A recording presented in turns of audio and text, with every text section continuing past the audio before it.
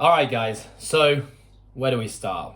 Firstly, to those who are watching on YouTube, this is me in my humble abode recording this episode at 7:20 p.m. Therefore, I have my blue light blockers on, which I will be talking about, I'm sure, at some point in this episode. This episode is all about sleep. As I said in the introduction, I'm not a sleep expert. I don't have any formal qualifications on the topic of sleep. What I do have, though, is plenty of experience in experimenting, researching, trying out different methods and means to try to get more sleep, better quality sleep, most importantly, and consistently get it. My kind of sleep story basically started when I started Coastal Fitness 11 years ago. A young guy, 21 years old, super passionate about this new project, very, very excited to wake up every single day and do what I love. And I think with that, to put it back into context, was also contracted as a rugby player at the time. So, was wearing many hats during my day. Didn't really understand, and I don't think really anyone understood about the impact of stress or burning the candle at both ends, or really the impact of not sleeping enough. But essentially, my days would look like waking up very early, often before 5 a.m., to coach my first clients. And then we'd be generally coaching all day, as well as getting my own training in. That was my own strength training, but also rugby training. And then finishing most days around 10:30 at night, where I would finish rugby training, then have to drive home, then have to eat dinner, and then go to bed, probably somewhere between 11 and 12. So, as a teenager, sleeping anywhere between kind of 7 to 9 hours, not consistently, no regular sleep schedule. We'd go to bed sometimes very late, sometimes early, would wake up late, sometimes early, and then suddenly started a business where sleep generally was pushed later and later into the evening. My wake times got earlier and earlier, and was really not averaging any more than kind of 5 to 6 hours a night. Of course, when you're young and resilient and robust, you can handle that for a certain period of time, but it gets to a point where your body starts to break, and it starts to break at the seams. So what I started to experience kind of in that first couple of years of running a business and not sleeping much was used to get sick a lot. So we'd constantly be down with the flu or a cold or a cough. I would get things like styes all the time. So it's kind of like horrible juicy pimples in your eyes that were very, very painful. Unsurprisingly, now looking back, I dealt with a lot of injuries with my rugby career at that time as well. Probably linked to the fact that my body just wasn't recovering. And all of these things and many, many more, mental fogginess, poor memory retention, mood swings for sure, were all a result of essentially not sleeping. And it wasn't really until in 2013 I did a mentorship program with the Irish Strength Institute. A guy called Owen Lacey, very smart individual, was a part of Charles Poliquin's team who created the PICP, Strength and Conditioning module. So in the mentorship program with him, it was mandatory that we had to get our cortisol tested. I'll be talking about cortisol a little bit later in this episode, but essentially, cortisol is a natural hormone produced by your pancreas. It's kind of like your natural adrenaline hormone, and we should have this kind of nice looking curve during the day where we start our day in cortisol. Should be moderately high, and as the sun rises, our cortisol increases, and then as the sun goes down, cortisol should decrease as we kind of fall into a lovely, peaceful sleep. Now, when I had my cortisol tested, and the way they do this, they take a saliva sample first thing in the morning, midday, early evening, and then in the middle of the night as well. My test results came back, and my mentor, Owen Lacey, was kind of shocked. He said, there is no way you should be surviving, let alone thriving, on this cortisol curve. Your hormones are essentially flat. You need to massively reduce your training volume. You need to massively reduce your training intensity, and you need to make some wholesale changes to your life so we can start to get these hormones working effectively again. Of course, I ignored him, because I thought, I enjoy training twice a day and I feel good on 5 to 6 hours of sleep, so why should I change it? Of course, that wasn't a very wise move, and not too long later, I started to suffer kind of more health consequences. The biggest one really being a pretty catastrophic injury to my knee, which was a recurring injury to my knee, which then actually forced me to have to reduce my training volume and intensity. And it wasn't until I was actually forced to start making a change to my training did I then start to realize the impact that it was having on my sleep in a positive way. And then when I started sleeping more, did I start to realize the positive impact that had on basically every other aspect of my life. So very thankful for ignoring my mentor's advice and going on my own quest, because as a lot of us know, shit doesn't sink in until shit happens to you. And I think that's kind of the story of my life with many things. So this was just another one. So what did I do about it? Well, the first thing I just talked about was I reduced my training volume and I reduced my training intensity. That was a good thing. But the first thing I started to do was actually just try to go to bed earlier. I thought, well, if I need to get more sleep, I should probably get to bed earlier. Ant, who is my housemate, can probably testify to this many a night. And that was, of course, not successful. You can't simply just go to bed earlier and expect that your body is simply just going to fall asleep. Of course, we are we are creatures of routine, and if your routine has not been going to bed early, which mine wasn't, then you can't just expect to suddenly go to bed and all things magically to happen. So that didn't work. What was the next thing I did? Well, I started to take supplementation or supplements. So I started taking zinc, magnesium, like everyone recommends that you should do. Did I see any change? No, not really. Minimal changes. So then I experimented with more supplements: inositol, melatonin, marijuana, ashwagandha, all the kind of typical sleep aids. I should throw melatonin in there as well. Did it make a difference? Nope, not really. So then I started to kind of go on my own quest, starting to research and learn about the concept of stress and the impact that stress can have.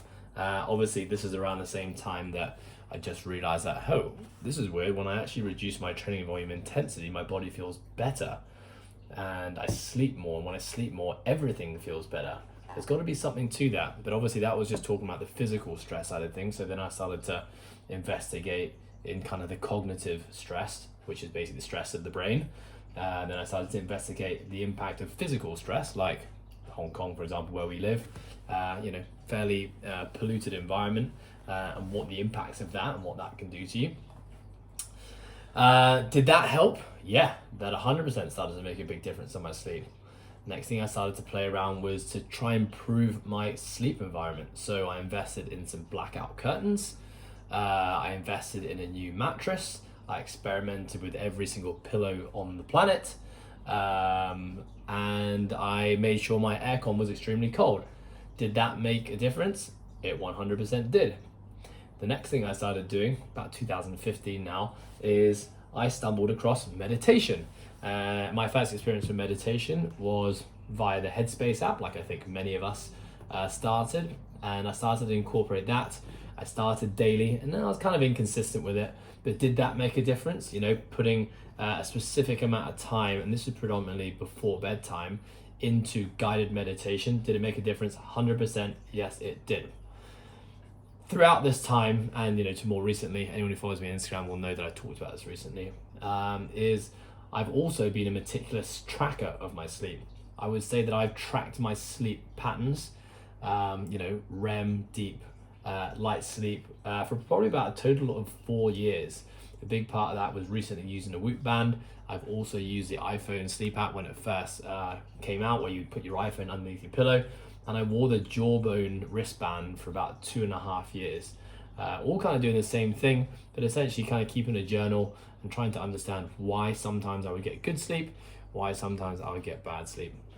Now that could probably be a podcast episode in itself, because I started to develop some pretty neurotic, I don't think very healthy relationships with my sleep trackers. But anyway, I am sleep tracker free now and just kind of going off intuition. Anyway, bit of a sidetrack. Did sleep tracking help my sleep? For sure. It created a lot more awareness, and that just started to add tools to my toolbox that I could use when necessary. The next thing I then started to experiment with was creating morning and nighttime routines. Anyone who knows me will know that I'm a stickler for routines, and it's something that kind of governs most days of my life, and I'll kind of talk about that a little bit later. But I started playing around with different morning routines and nighttime routines being things that I would consistently do more or less every single day before going to bed. Did that help? 100%. That made a pretty significant impact. And those routines are pretty much all still with me today. The next thing I did was I incorporated mindfulness practices. So mindfulness could be obviously, you could talk about meditation. Meditation is thrown into the concept of mindful practices. But this was not necessarily mindful practices specifically for sleep, but this was more about trying to incorporate breaks in my day to not think about work, to just be at one with my surroundings and my breath for anywhere between kind of 5 to 20 minutes. And a big part of this was actually also something I talk about a lot, which is 20 minutes a day. So I started to regularly make a commitment of getting outside of my gym for at least 20 minutes in the sunlight. And I'm gonna talk about this a lot later.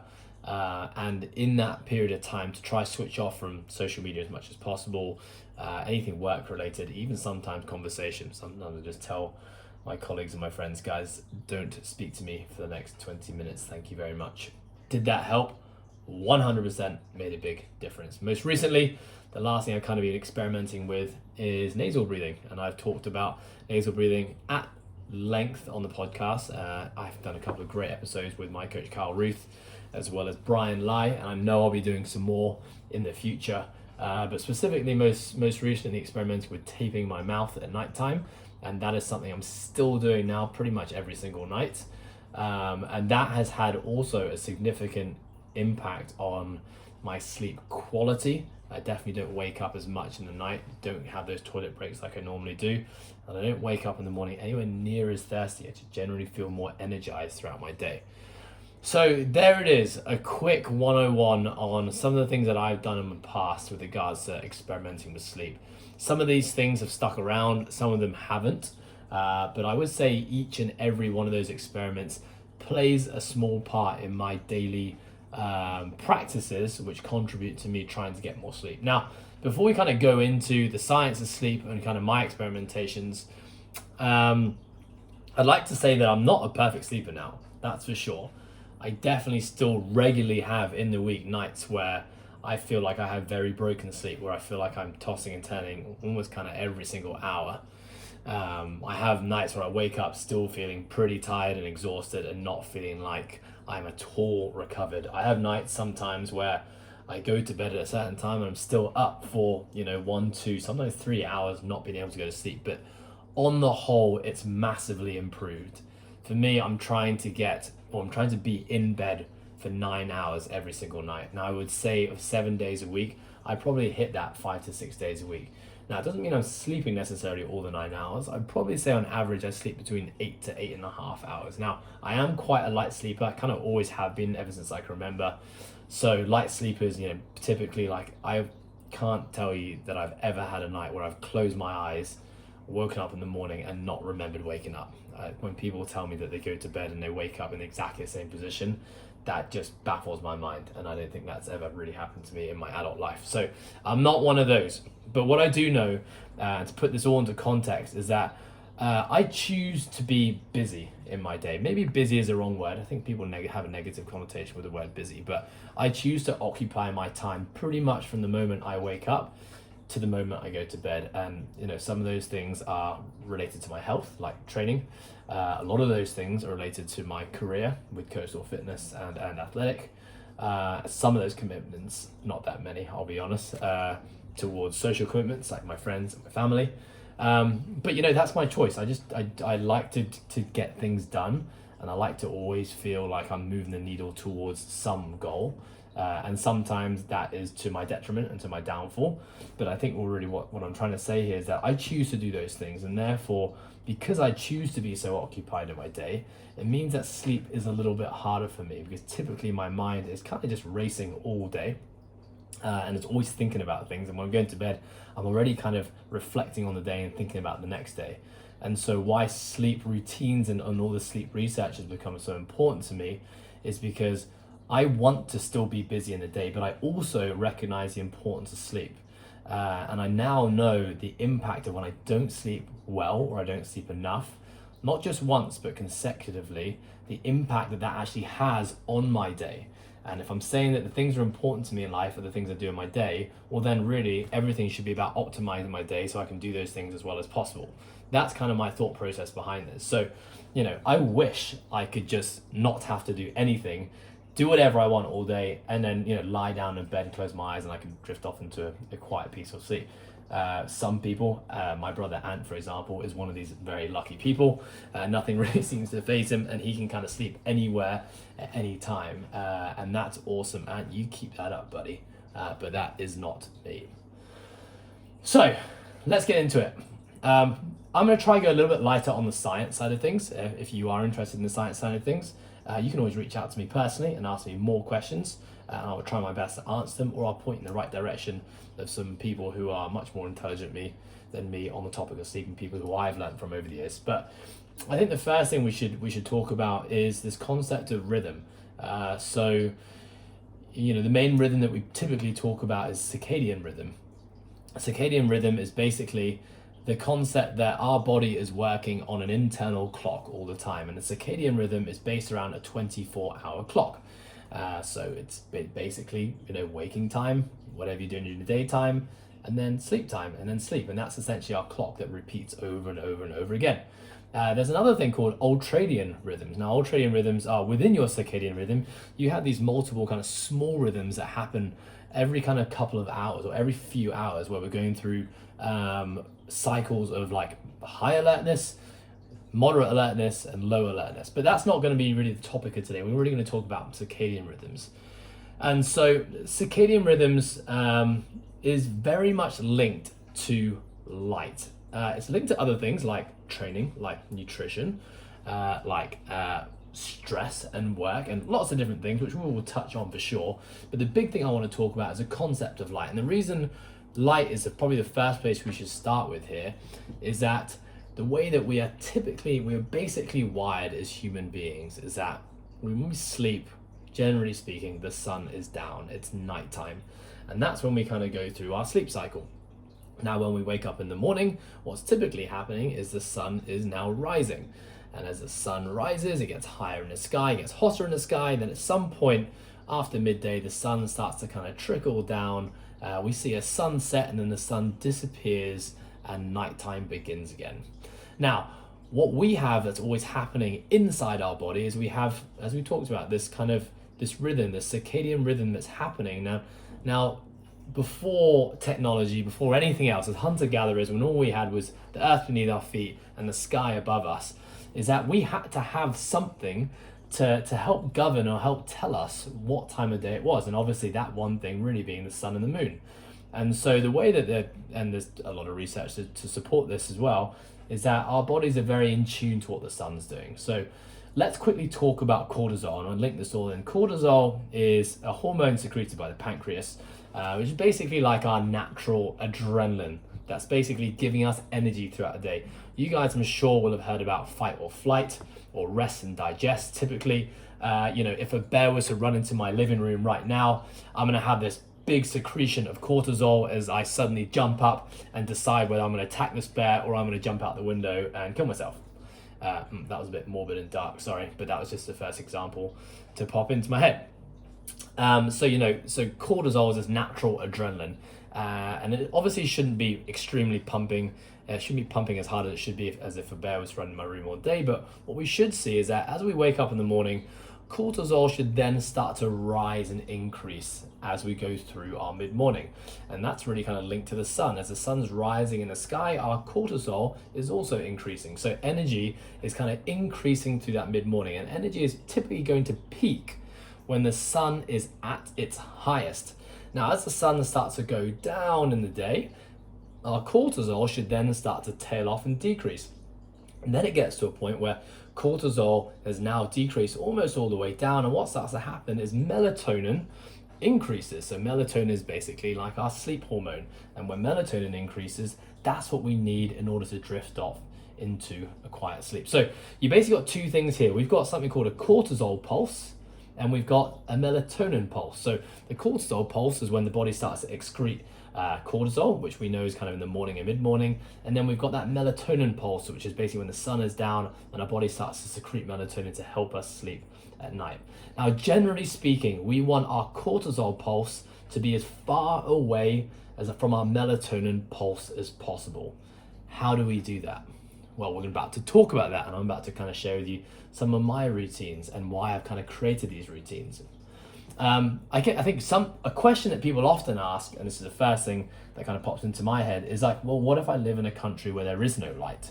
What if like light is not something that's a part of my day? Or what if I'm actually blind and I can't see light? Well, regardless of eyesight, our body still has these circadian rhythms happening. They're just not very strong pulses. So there is still a circadian pulse, even if you are in a pitch black room and locked away, that occurs round about kind of morning time. And there is this melatonin pulse that occurs, even if you're in a pitch black room, that occurs later in the day as the sun starts to grow. Okay, so what I think I'm going to do now to kind of bring this all into something that's kind of understandable is kind of take you through my day. And I'm going to couple my routines with some science in terms of, I want you to understand why I do these things. So the first thing in the morning, when we wake up, we want to get our cortisol pulse going straight away. And we know that cortisol is linked to sunlight. So the first thing we want to do in the morning is we want to try to expose ourselves to light. Now, for most of us, especially here in Hong Kong, live in small apartments, don't have a lot of outdoor space.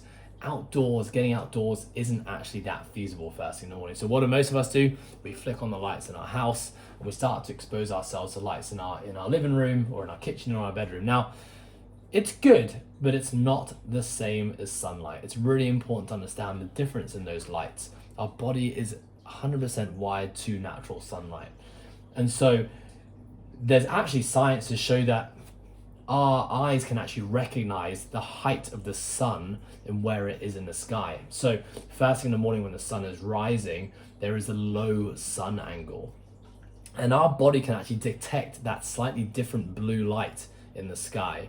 And if we can expose our eyes to actual sunlight first thing in the morning, when the sun is at that low angle, right now in Hong Kong, the sun is kind of rising around 6:37, more like 7, anywhere between kind of 2 to 10 minutes of exposure, that light is actually going to kickstart that cortisol pulse much more effectively than if you were just to sit in your bedroom and turn on your lights or look at your telephone or sit on your laptop.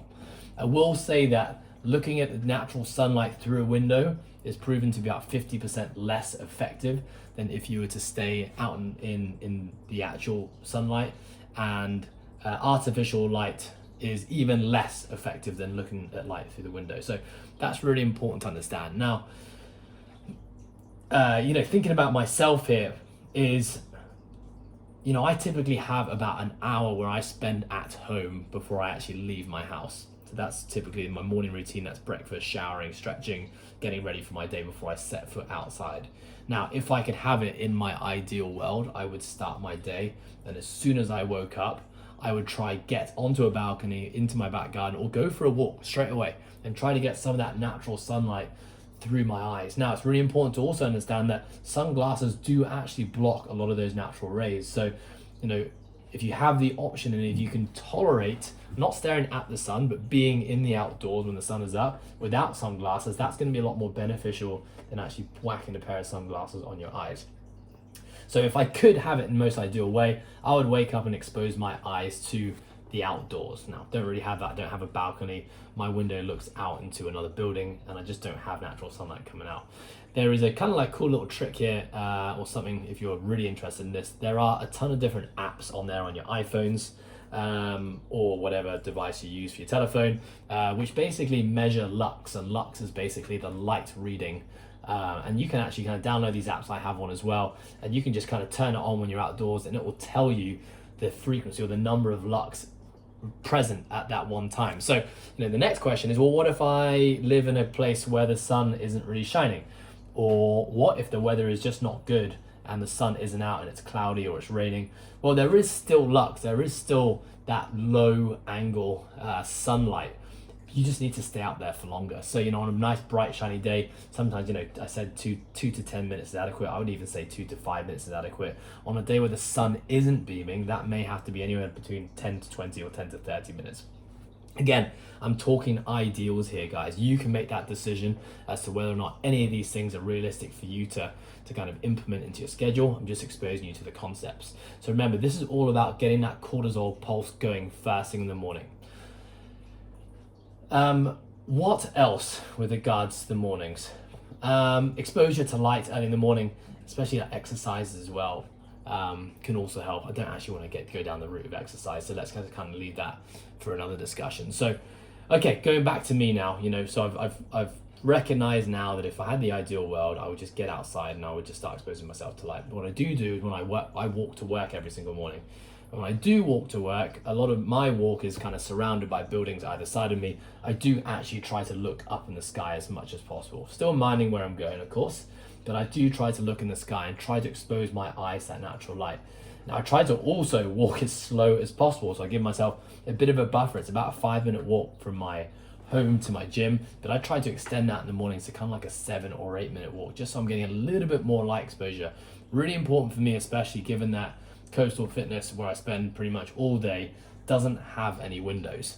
We're essentially coastal casino, where time just disappears from you. You can go in and it's dark and you leave and it's dark. And if this is you, if you work in a work environment that doesn't have light beaming through the windows or doesn't have an outdoor space where you are frequently, all of these concepts about light exposure are even more important.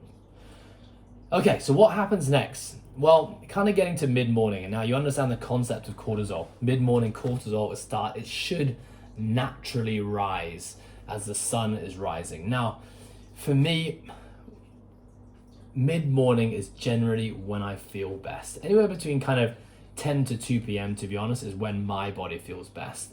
And it's no surprise that's also where the human body, generally speaking, there's always outliers, remember guys, is where cortisol is peaking. So cortisol for a healthy individual should be at its highest when the sun is at its highest. Now for me, I try to time my training with this as well. So I know it's beneficial that I want to make use of that cortisol curve. I want to do my hard training session, which is probably physically the hardest thing I have to do in my day, when my cortisol is at its highest. Conversely, a lot of folks train at nighttime. Now, I don't want to start telling you guys who train at nighttime that it's a bad thing, because you guys are just doing what you can with the constraints of life. But when we can start to understand that at nighttime, we want to be minimizing cortisol as much as possible, and we want to be maximizing melatonin, we need to also understand that you going and doing a hard training session is kind of like that bear running into my living room. Like when we're getting fired up to do a hard lift, or we're getting fired up to do a hard training session, we are secreting more cortisol, more adrenaline, giving ourselves more energy in order to do that training session. And all that means is that you're basically creating this second cortisol pump at nighttime, which is only going to delay the time it takes for your melatonin pump to start going again. I'll kind of touch on this a few more times in this episode.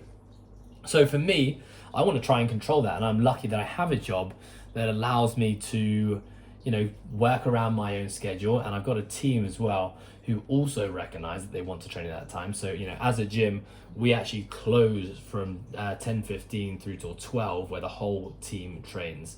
So I've never got an excuse as to why potentially I might train at a different time. Okay, so then next, kind of fast forward my day, move through my training session, finish around 12 o'clock. The next thing, and anyone who follows me on Instagram will know, and are probably sick and tired of seeing these posts, but I'm not sorry because I'm going to continue to do them, is I try to get outside. And I also try to kind of pair getting outside with my lunch. For two reasons. So again, not going into the nutrition side of things too much, but it's really important that we're trying to be present when we're eating and focusing just on the eating side of things, which means putting the food into our mouth, being conscious of chewing it adequately and then swallowing it, and allowing our body to be in a relaxed state so we can actually effectively digest that food, and of course get all the good nutrients and stuff from the food. So that's number one. I try to get away from the workplace as much as possible. Not always good at this, but try to eat my lunch away from my desk. And then I'm trying to sit outside. And sitting outside, again, remembering that I work in a gym that doesn't have any light coming in, I want to expose myself to as much sunlight as possible. Because if I'm just exposed to that artificial light all day, my cortisol pulse is kind of like, is it daytime right now or isn't it daytime? I'm not really getting that natural light that I should be seeing. So perhaps it's not necessary to excrete as much cortisol as necessary. So me getting outside is basically telling my body, hey, body, there is sun right now and it's about 12 o'clock.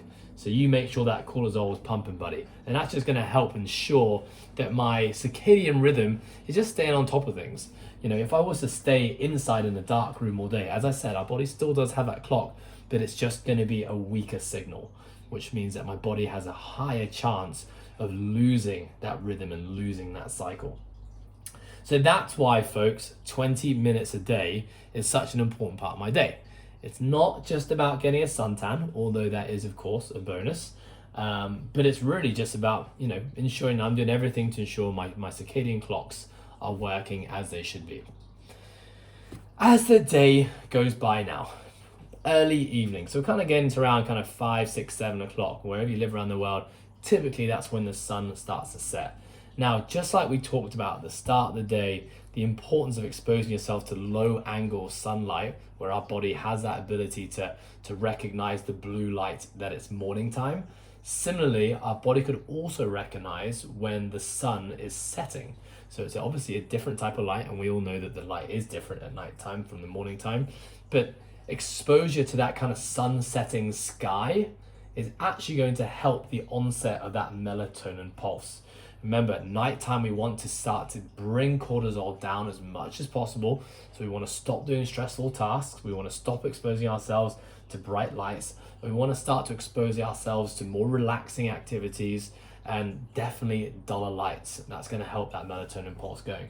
Now, a little trick, and I only learned this not too long ago, but it kind of makes sense and it's kind of common sense. And I've actually kind of been doing it for a long time, but I only just kind of read up on the science of it, is that nighttime lights can actually have a really big impact on supporting the melatonin pulse. So what we mean by that is that we have the thing that takes in light in our eyes is basically our retinal optics. And the receptors of our retinal optics are actually in the bottom half of our retinas of our eyes. They're the things which take in light. So what we actually want to do in the evening time to support this melatonin pulse is we want to start to turn on lights in our house, which are actually set a little bit lower. So things like small lamps and not turning on, you know, the big bright lights above us is actually going to be a really good thing for promoting the release of melatonin. So that's a cool little trick that you can do.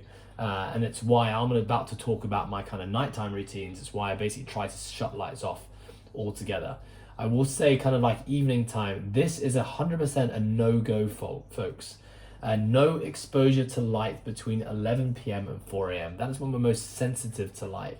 And if you are trying to improve your sleep, it's really important that you're taking away any device or anything which is a light, artificial or natural, that's exposing your eyes to that light, especially between those hours. That could really screw up your melatonin and cortisol pulses.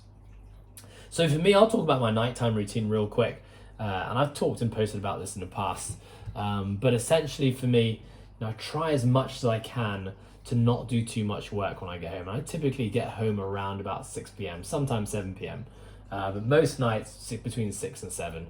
And I try as much as I can to not bring too much work home. Now, generally speaking, I'll probably have to do these days anywhere between 30 to 45 minutes of work when I get home, just to kind of finish off a day. In the past, that's been, I would say for a good 8 to 9 to 10 years, I was working all the way up until bedtime, which really isn't a good thing to do. So now, I've started to discern between urgent and important tasks. And unless something is really urgent, just save it for the next day. Anyway, that's probably another podcast we should talk about another time. So essentially when I get home, it's really just about starting to wind down from the day. So the first thing I do is I try to have my dinner at the same time every single day. And for me, that's usually between kind of 6:30 to 7 p.m. Sometimes even early, around 6 p.m. Now, there's a lot of science to support the importance of trying to eat as far away from bedtime, so your last meal being a little bit further away from bedtime in terms of digestibility and absorption, but also in terms of supporting this melatonin and cortisol pulse. And so, I really try to have my dinner between 2 to 3 hours before bedtime as much as possible. You'll notice something I'm talking about here is the word routine. So these nighttime routines, morning routines, circadian routines, it's really important. Just as a quick side note, like the body is wired to routines, and the more you can have routines, and the less you have deviations away from the routines, the more your body can actually adapt to the patterns. Anyway, that was a little side note. So for me, I get home, I have dinner, and immediately I'm trying to turn off all my top lights. So all the lights on my ceilings I typically turn off, and I switch to a couple of small lamps. So sitting here at my computer now, I only have a small lamp in my living room, and I have my desk lamp. I also stick on UV blockers.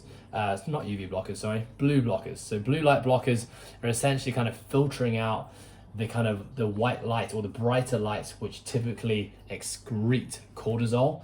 And so it's basically around about 6 or 7 p.m. I just stick these things on. Now, if you do own blue light blockers, it's really important to understand that you shouldn't be wearing your blue light blockers during the day. It's important, hopefully you guys can understand now from what I've been talking about, to actually be exposing your eyes to light during the day. That's going to support that cortisol pulse, remember. But at nighttime, that's when you want to put your glasses on.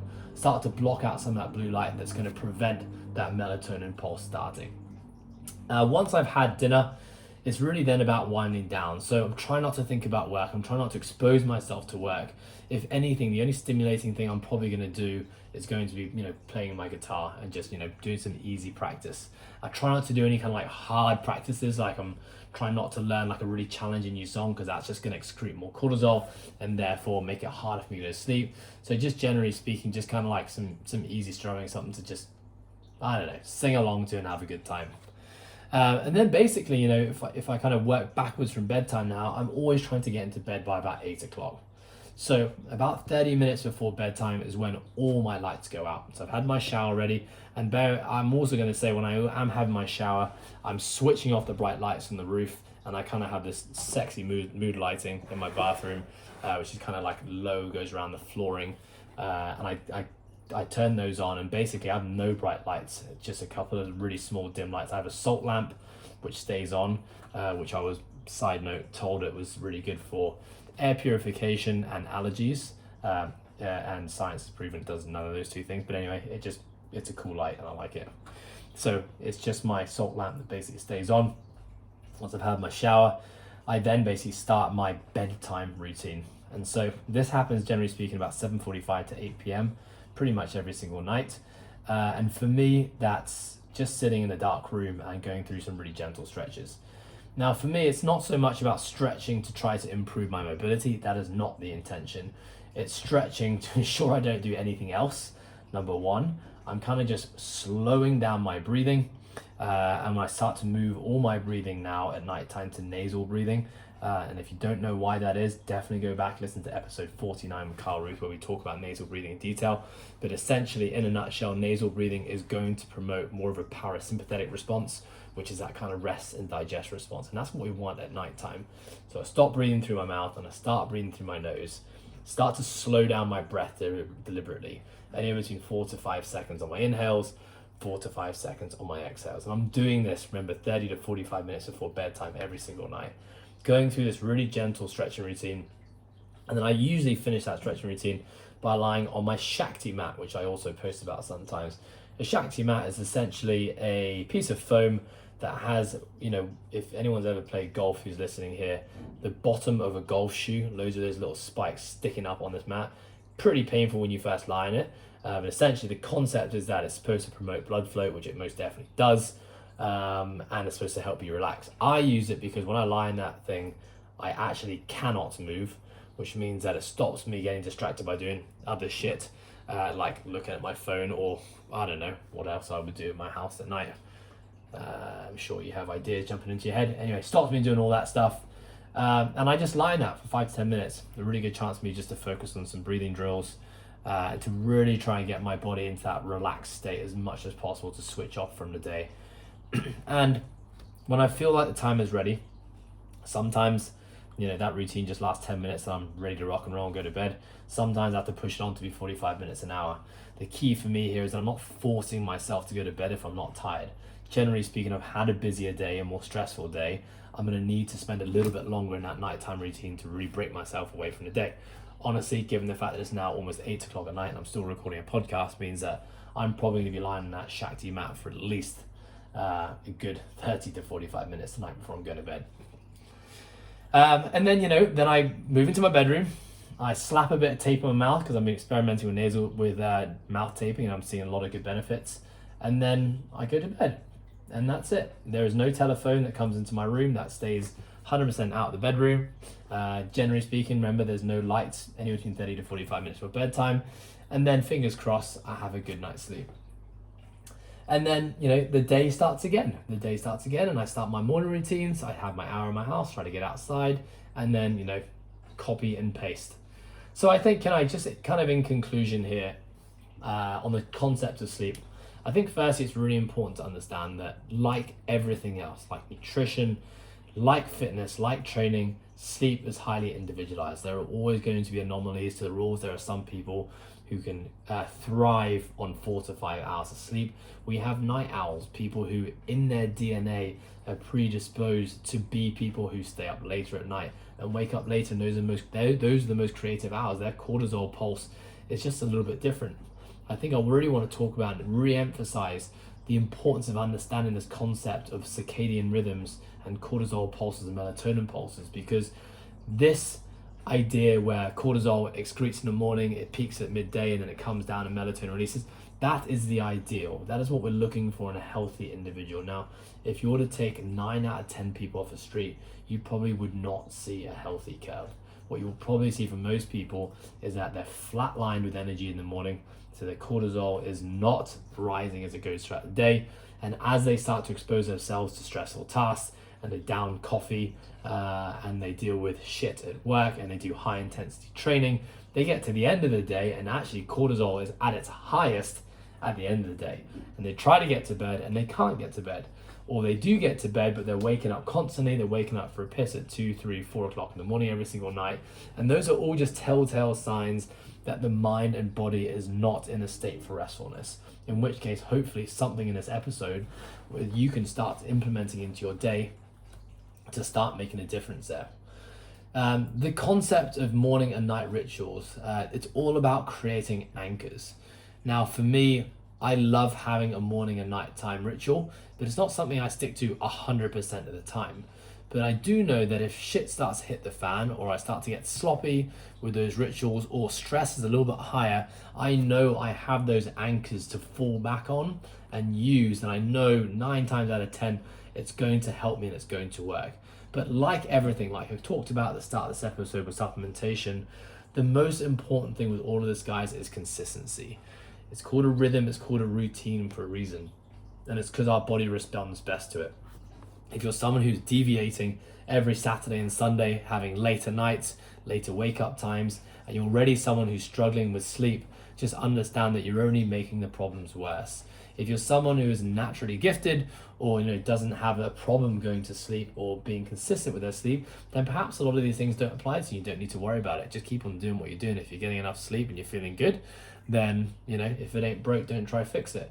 But if you are someone who struggles with those things, just understand that consistency is the most important thing. Okay, and on that note, folks, I think I'm going to wrap it up there. Hopefully you got some insight and some education into the concept of sleep. And especially, I think the biggest takeaway here was to try to understand this concept of light and the effect of light on our sleep patterns, and specifically on our cortisol pulses and our melatonin pulses, and how you can utilize exposure to light and lack of exposure to light to actually help support your energy during the day and help support your sleep at night. Okay, guys, signing off. 8 o'clock p.m. I've got to turn off all my electronics now, get these lights off, get in the shower, start doing some stretching and lying that Shakti mat, and hopefully I'll get a good night's sleep. Hopefully you will too. Good night.